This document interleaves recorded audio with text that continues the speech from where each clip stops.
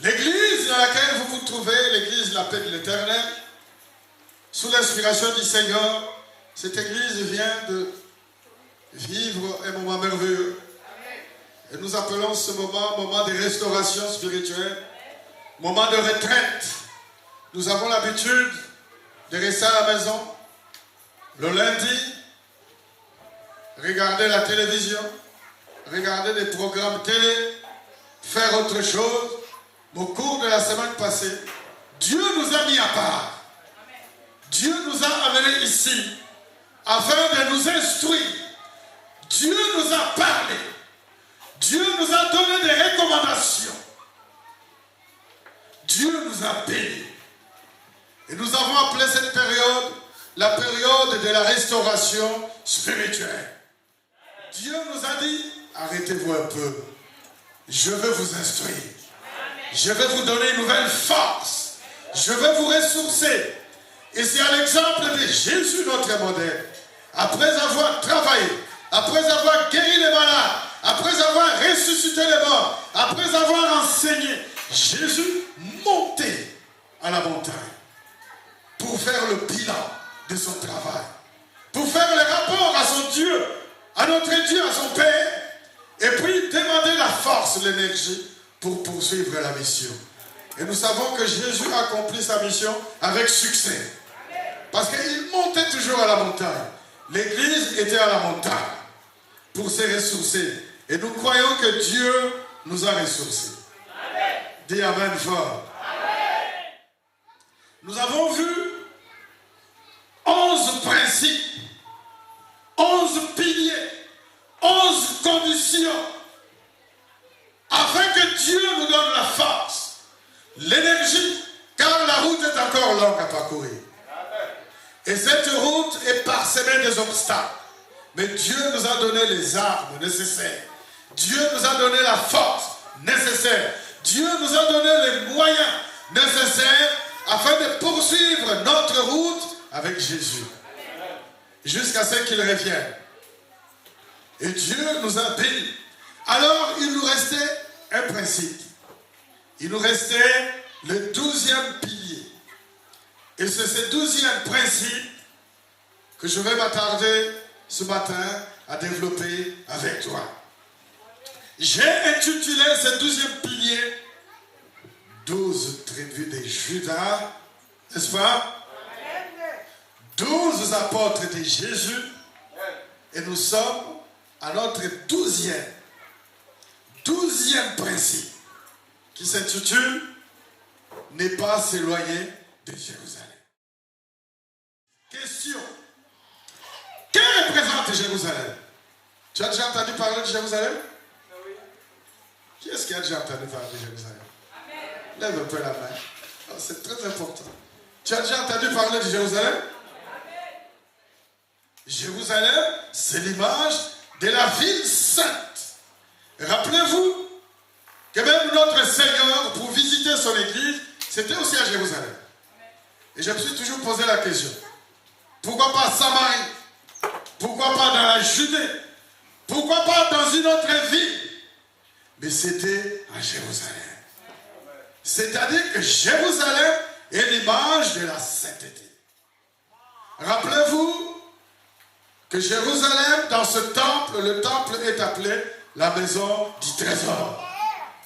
Toutes les grandes richesses d'Israël étaient gardées dans les temples de Jérusalem. C'est pour te dire, bien aimé, dans l'église, dans cette église, parce que je ne sais pas qu'est-ce qui se passe ailleurs, dans cette église renferme toutes les richesses. Amen. Cette église renferme tous les trésors. Amen. Pour aller beaucoup plus loin, cette église contient les promesses de Dieu. Amen. Dans cette église, tu peux retrouver tout ce que tu cherches. Amen. Je ne sais pas qu'est-ce que tu cherches. Je sais seulement que dans cette église, tu peux retrouver tout ce que tu recherches. Amen. Si tu cherches la paix du cœur, ici tu peux retrouver la paix du cœur. Si tu cherches la joie, ici tu peux retrouver la joie du cœur.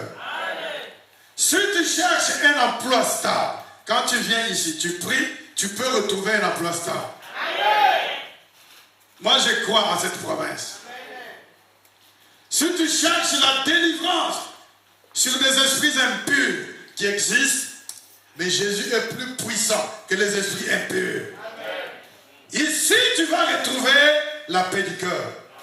Tu vas retrouver ta délivrance. Oh, dis Amen. Tu me suis toujours? C'est lui qui va te donner la grâce et la paix et la victoire s'appelle Jésus de Nazareth. Tous les trésors, toutes les richesses que tu recherches, tu peux le retrouver ici. À la seule et unique condition que toi tu veux. Si tu le crois, dis Amen. Amen. Jérusalem est une ville convoitée par tout le monde.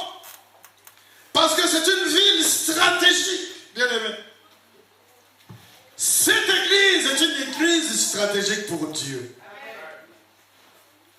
Si tu décides de ne pas t'éloigner de Jérusalem, qui est cette église, tu vas bénéficier de toutes les promesses de Dieu. Faites pour Jérusalem. La route avec Jésus, elle est longue. Cette route, elle est parsemée aussi des obstacles. Mais n'ayez pas peur. N'ayez pas peur. Dis à quelqu'un, n'ayez pas peur. N'ayez pas peur. Ah, moi je te dis ça. Avec Jésus, il y a aussi des obstacles. C'est-à-dire, il y a aussi des épreuves. Mais Jésus est là pour nous délivrer. Quelle que soit la taille et la montagne de l'obstacle, Jésus va y l'impact. C'est-à-dire que Jésus va tout nettoyer. Ne pas s'éloigner de Jérusalem. Qu'est-ce que cela veut dire? Quand Jésus est apparu durant les 40 jours, il donne des instructions, il parle à son peuple, il bénit son peuple, il avait même soufflé sur son église. Pour quel objectif? Afin d'attendre, dit-il. Afin d'attendre ce que Dieu a promis. Jusque-là, le Saint-Esprit n'était pas encore descendu sur eux. Mais il dit, pour que le Saint-Esprit descende sur vous, c'est-à-dire pour que la puissance de Dieu descende sur vous. Et aujourd'hui, moi je dis, pour que la manifestation de la grandeur de Dieu se manifeste dans ta vie, ne t'éloigne pas de Jérusalem. Pour voir les grandes choses que Dieu veut opérer dans ta vie, ne t'éloigne pas de cette église. Même si tu as déjà commencé à voir des miracles, tu n'as rien vu encore. Pour vivre la restauration de Dieu, il faut avoir l'espérance en Dieu. C'est-à-dire, quelle que soit la taille et la grandeur des difficultés que tu vis, continue d'espérer que Dieu va faire. Ne perds pas espérance. Continue d'avoir confiance en ce Dieu que Dieu va faire. Ne perds pas confiance. Et ce matin, je te dis, ne perds pas ton espérance. Dis à quelqu'un, ne perds pas ton espérance. Ne perds pas l'espérance. Dieu a permis que nous rentrions dans cette retraite pour nous ressourcer afin de monter en dimension dans une autre grande phase. Et cette église-là, c'est toi. Et nous allons vivre désormais des grandes choses. Des grandes choses. Et si tu décides de rester là, tu vas vivre ces choses. Oh, dis amen fort. Ah, moi, je le dis parce que je vais vivre ces choses. Dieu est un Dieu fidèle.